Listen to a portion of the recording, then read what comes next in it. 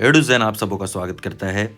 आज एडुज़ेन की तरफ से प्रॉफिट एंड लॉस के कुछ महत्वपूर्ण सवाल हैं जो कि आपके आने वाले सारे आगामी परीक्षाओं के लिए काफ़ी महत्वपूर्ण होंगे। तो अपनी तैयारी को और आगे बढ़ाइए और एडुज़ेन के साथ जुड़ जाइए और एडुज़ेन को भी आगे बढ़ाइए। ₹100 तो एक किताब पे प्रॉफिट हो जाएगा ₹200। 20 आम का क्रय मूल्य ₹320 और विक्रय मूल्य ₹400 आंसर आएगा, जो कि ऑप्शन डी। हम लोग दोनों को ऐड कर लेंगे और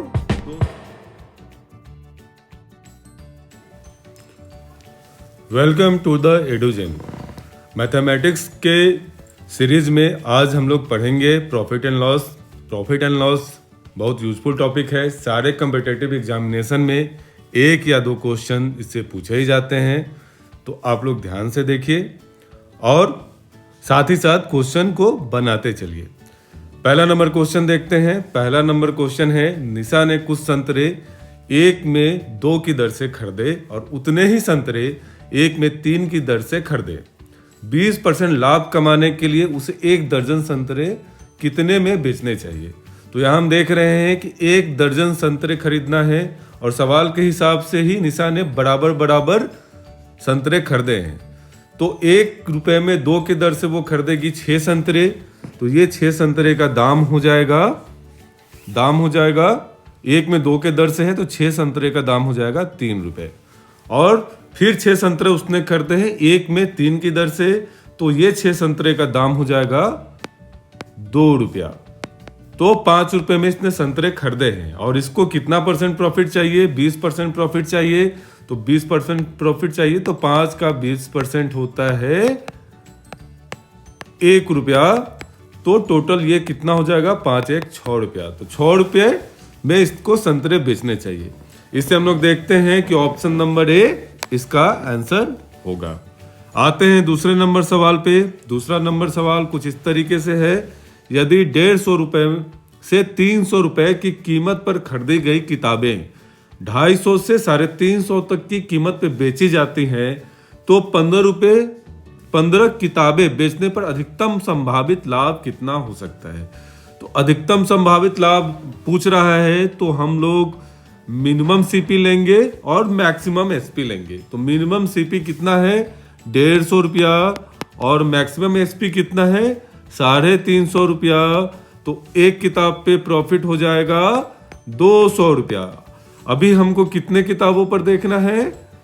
15 किताबों पर देखना है। तो हम 15 से गुना कर देंगे जो कि 3000 हो जाएगा और 3000 ऑप्शन सी में है, तो ऑप्शन सी सही होगा।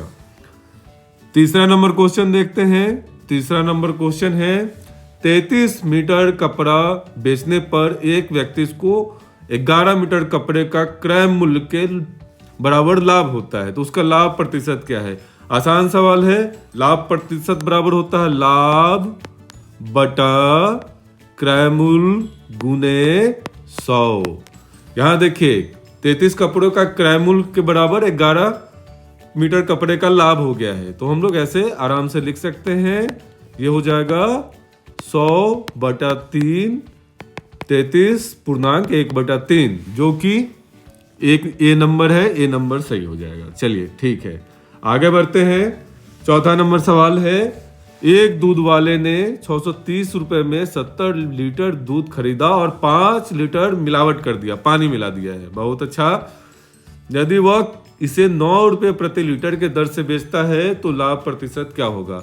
अभी हम लोग देखते हैं कि 70 लीटर तो दूध था ही, साथ में 5 लीटर पानी मिला दिया है, तो दूध हो जाएगा 75 लीटर, जिसको ₹9 के दर से बेच दिया गया है। तो 9 से गुना कर लेंगे तो ₹675 आ जाएगा। हमारा क्रय मूल्य ₹630 है, तो लाभ बराबर हो जाएगा, क्रय मूल्य घटा देंगे विक्रय मूल्य से, लाभ ₹45 हो जाता है। और इसका हमें लाभ प्रतिशत पूछ रहा है, तो लाभ प्रतिशत बराबर होता है लाभ बटा क्रय मूल्य गुने 100। काट लेंगे तो जो कि आता है 50/7 और ये ऑप्शन नंबर बी सही होगा। चलिए देखते हैं अगला सवाल। 5 नंबर सवाल है। सवाल कुछ इस प्रकार है, यदि 25 कुर्सियों का क्रय मूल्य कॉस्ट प्राइस 30 कुर्सियों के विक्रय मूल्य सेलिंग प्राइस के बराबर है तो हानि प्रतिशत क्या होगा। तो इस क्वेश्चन को बनाने के लिए हम मान लेते हैं एक कुर्सी का विक्रय मूल्य कितना है, 1 रुपया है। तो 25 कुर्सियों का क्रय मूल्य हो जाएगा 30 कुर्सियों के विक्रय मूल्य के बराबर में। तो 30 कुर्सियों का विक्रय मूल्य कितना हो जाएगा, 30 रुपया। और 30 रुपया हो जाएगा, 25 कुर्सियों का क्रय मूल्य 30 रुपया हो जाएगा। और उसके बाद इसका विक्रय मूल्य कितना हो जाएगा, 30 रुपया इसका क्रय मूल्य हो जाएगा। और 25 कुर्सियां हैं तो इसका विक्रय मूल्य हो जाएगा 25 रुपया, 1 रुपये के हिसाब से। तो हानि हो जाएगा 5 रुपये का। ठीक है, और हानि हम लोग किस पे निकालते हैं, सीपी पे निकालते हैं। तो हानि प्रतिशत हो जाएगा 5/30 गुने 100, तो 50/3, जो कि ऑप्शन डी सही है। चलिए अगला सवाल की तरफ चलते हैं। अगला सवाल है 6 नंबर सवाल। राम ने 2 घोड़े को एक ही कीमत पर बेचा। एक घोड़े पर उसे 10% का लाभ हुआ, दूसरे घोड़े पर उसे 10% का हानि हुआ। तो राम को कुल मिलाकर क्या हुआ। अगर इस तरीके का सवाल आता है तो इस तरीके का सवाल में हमेशा हानि होता है। अगर एक ही मूल्य पर वस्तु बेचने पे किसी भी प्रतिशत हानि या प्रतिशत लाभ होता है तो इस कंडीशन में हमेशा लॉस होता है। तो क्वेश्चन पढ़ते ही हम समझ जाएंगे कि इसमें लॉस हुआ है। और लॉस परसेंटेज निकालने के लिए हम लोग क्या करते हैं, लाभ प्रतिशत गुने हानि प्रतिशत बटा 100 करते हैं। 100/100 हो जाएगा तो 1% हो जाएगा, जो कि लॉस होगा। तो ऑप्शन नंबर सी सही है, 1% का लॉस होगा। अगला सवाल की तरफ आते हैं। यदि एक दुकानदार 250 रुपये प्रति किलो की दर से काजू खरीदता है और 10 रुपये में 50 ग्राम की दर से उसे बेच देता है तो लाभ होगा या हानि होगा। तो पहले हम देख लेते हैं 50 ग्राम बेचा कितने में, 10 रुपए में। तो 1 केजी कितना का हो जाएगा, 10/50 गुने 1000, तो 200 रुपए। तो हम देख रहे हैं कि विक्रय मूल्य कम है और क्रय मूल्य अधिक है। तो इस कंडीशन में हानि होगा। हानि बराबर हो जाएगा विक्रय मूल्य माइनस क्रय मूल्य 50, और हानि प्रतिशत हो जाएगा 50/250 गुने 100। क्रय मूल्य माइनस विक्रय मूल्य बराबर, ठीक है। तो ये आ जाएगा आपका 20% लॉस, जो कि ऑप्शन डी होगा। अगले सवाल में आते हैं। एक आदमी 320 आमों को 400 आमों के क्रय मूल्य पे बेचता है तो उसका लाभ प्रतिशत ज्ञात कीजिए। इस सवाल को हम इस तरीके से बना लेंगे। इसमें क्रय मूल्य और विक्रय मूल्य नहीं दिया हुआ है, सिर्फ ये दिया हुआ है कि 320 आमों को 400 आमों के क्रय मूल्य पर बेचता है। ठीक है, तो हम क्या करेंगे, एक आम का दाम 1 रुपया मान लेंगे। तो 320 आम का क्रय मूल्य 320 रुपया और विक्रय मूल्य 400 रुपया हो जाएगा। तो प्रॉफिट कितना हो जाएगा, 80 रुपया। लेकिन यहाँ हमको देना है परसेंटेज में, तो परसेंटेज प्रॉफिट पर होता है प्रॉफिट बाई सीपी इंटू 100। तो वे 25% आ जाता है और ऑप्शन सी सही होगा। अगले क्वेश्चन की तरफ चलते हैं। अगला क्वेश्चन है, एक निर्माता किसी वस्तु को थोक विक्रेता को 18% लाभ पर बेचा। थोक विक्रेता उस वस्तु को खुदरा विक्रेता से 20% लाभ पे बेचा। खुदरा विक्रेता बदले में इसे ग्राहक को इतने में बेचा, जिसे 25% का लाभ हुआ।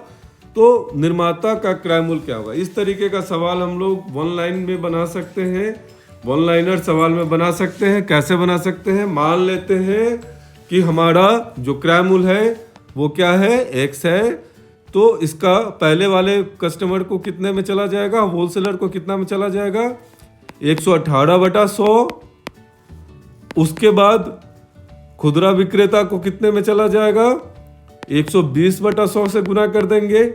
और फाइनल किसके पास गया है, फाइनल ग्राहक के पास गया है, जिसमें 25% का लाभ हुआ, तो 125/100 से गुना कर देंगे, जो किसके बराबर होता है, 15045, 15,045 रुपए के बराबर होता है।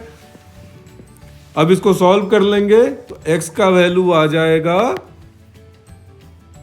15045 into 100 into 100 by 118 into 120 into 125। जिसको सॉल्व कीजिएगा तो 8500 आ जाता है, जो ऑप्शन बी सही है। चलिए हम लोग नेक्स्ट क्वेश्चन की तरफ चलते हैं। अगला क्वेश्चन है, ए ने एक घोड़े को 4800 में बी को 20% हानि पर बेचा है। बी इसे सी को कितनी कीमत पर बेचे जिससे ए को 15% का लाभ हो। बी का लाभ कितना होगा? तो हमने क्या देखा है कि ए ने एक घोड़े को 20% की हानि पर बेचा है, यानी कि बराबर 80% होगा, और सीपी कितना हो जाएगा?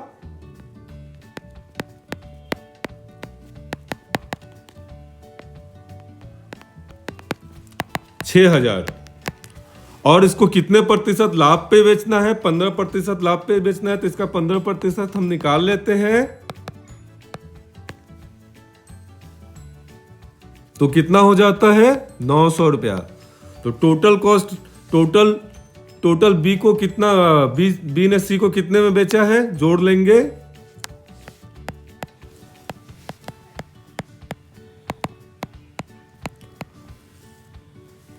अब हमें बताना है कि बी, क्वेश्चन लास्ट में क्या है, बी को कितना लाभ हुआ। तो बी को कितना लाभ होगा? बी को लाभ होगा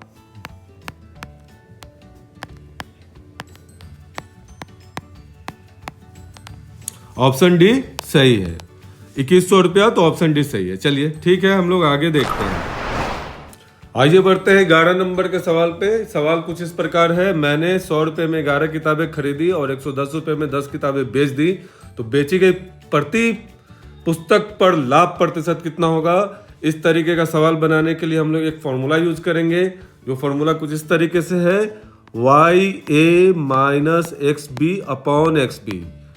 यहाँ पे Y होता है बेचे गए पुस्तकों का दाम, और ए होता है खरीदी गई पुस्तकों का नंबर, X होता है बेची गई पुस्तकों का, खरीदी गई पुस्तकों का दाम, और B होता है बेची गई पुस्तकों का नंबर। तो हम लोग इसको ऐसे लिख लेते हैं, 10 गुने 11 माइनस 100 गुने 10 अपॉन 10 इंटू 100। इसको आप सॉल्व कीजिएगा तो 21% आंसर आएगा, जो कि ऑप्शन डी सही है। अगला सवाल की तरफ बढ़ते हैं। अगला सवाल है, मोहन ने अंकित मूल्य पर 20% की छूट पर एक बैग खरीदा। उसने उसे क्रय मूल्य पर 40% लाभ पर बेच दिया। अंकित मूल्य पर उसका लाभ प्रतिशत कितना होगा। तो मान लेते हैं कि उस बुक का अंकित मूल्य कितना है, 100 रुपये है, तो इसने खरीदा कितना पे होगा, 20% की छूट पे खरीदा है, तो इसने 80 रुपये पे खरीदा होगा। और इसने बेच कितना दिया है, तो 40% के लाभ पर बेच दिया। इसका 40% निकाल लेंगे, जो कि आ जाएगा 32 रुपया। तो टोटल इसने कितने में बेच दिया है, जोड़ लेते हैं, 112 रुपये में बेच दिया है। अब सवाल क्या पूछ रहा है कि अंकित मूल्य पर उसको लाभ प्रतिशत कितना हुआ है। 100 रुपये पे खरीद रहा है, 112 रुपये में बेच दे रहा है, तो लाभ प्रतिशत इसका हो जाएगा 12%, जो ऑप्शन बी बिल्कुल सही है। तो आते हैं 13 नंबर के सवाल पे। सवाल कुछ इस तरीके का है, एक व्यापारी अंकित मूल्य पर 15% की छूट देता है, तो उसे सामान का मूल्य क्रय मूल्य से कितना प्रतिशत अंकित करना चाहिए ताकि उसे 19% का लाभ हो। तो हम लोग क्रय मूल्य को 100 मान लेते हैं, तो लाभ के बाद कितना हो जाएगा, 119 रुपया। और इसको मार्क, यहाँ क्वेश्चन में मार्क प्राइस पूछ रहा है, लेकिन लिख रहा है मार्क प्राइस पे 15% का छूट दिया गया है।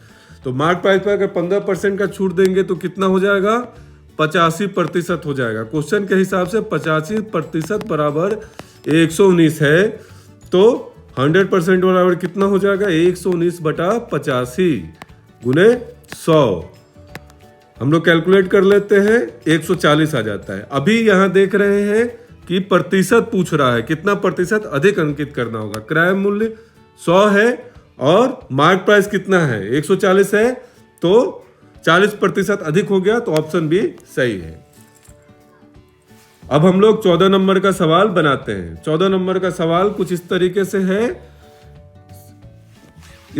से है कि एक वस्तु को 524 रुपए में बेचने के बाद होने वाला लाभ उस वस्तु को 452 रुपए में बेचने के होने वाले हानि के बराबर है, तो वस्तु का क्रय मूल्य कितना होगा। इस तरीके का सवाल हम लोग प्रीवियस चैप्टर में भी बनाए हैं और मैंने बोला था कि जितना लाभ उतना ही हानि अगर बता रहा है तो इस तरीके का सवाल हम लोग क्या करेंगे, हम लोग दोनों को ऐड कर लेंगे और 2 से डिवाइड कर देंगे। दोनों को ऐड करने पे आ जाता है 976 बटा 2 हो जाएगा, जिसको डिवाइड करेंगे तो 488 आ जाता है, जो कि ऑप्शन नंबर सी है, बिल्कुल सही है। अब हम लोग 15 नंबर का सवाल बनाते हैं। 15 नंबर का सवाल क्या है, एक गहने की कीमत 3 हाथों से गुजरने के बाद कुल 65% बढ़ गई। यदि पहले और दूसरे व्यक्ति ने क्रमशः 20% और 25% का लाभ कमाया है, तो तीसरे विक्रेता द्वारा कमाया गया लाभ प्रतिशत ज्ञात कीजिए। सवाल बहुत आसान है। इस सवाल में भी हम लोग क्या करते हैं, गहने का क्रय मूल्य 100 मान लेते हैं और फाइनल विक्रय मूल्य कितना हो जाएगा, 165 हो जाएगा। चलिए आगे देखते हैं। आगे क्या है, यदि पहले विक्रेता ने 20% का लाभ लिया तो ये इसका कितना हो जाएगा, 20% से 120 रुपया हो जाएगा। और दूसरे विक्रेता ने 25% का लाभ लिया तो 120 का 25% निकाल लेते हैं, कितना आता है, देखिए आता है 30। तो इसको जोड़ लेंगे तो इसका हो जाएगा 150 रुपया। अभी क्या देखना है कि तीसरे विक्रेता द्वारा कमाया गया लाभ प्रतिशत निकालना है। तो तीसरा विक्रेता को वस्तु कितने में मिली है, 150 रुपए में, और उसने बेचा कितना, 165 रुपए में, तो इसको लाभ कितना हो जाएगा, 15 रुपए का लाभ हो जाएगा। और लाभ प्रतिशत बराबर होता है लाभ बटा क्रय मूल्य गुने 100, तो हम लोग निकाल लेते हैं, जो कि 10% आ जाता है, और ऑप्शन सी बिल्कुल सही। प्रॉफिट एंड लॉस बहुत ही आसान चैप्टर है मैथमेटिक्स का, लेकिन बहुत ही इंपॉर्टेंट चैप्टर है। इस चैप्टर से अक्सर 2 से 5 क्वेश्चन किसी भी कम्पिटिटिव एग्जामिनेशन में पूछे जाते हैं। आप थोड़ा सा मेहनत करके ये नंबर प्राप्त कर सकते हैं। तो आप इस सेट को बनाएं और प्रैक्टिस करें। Best of luck for your further exam.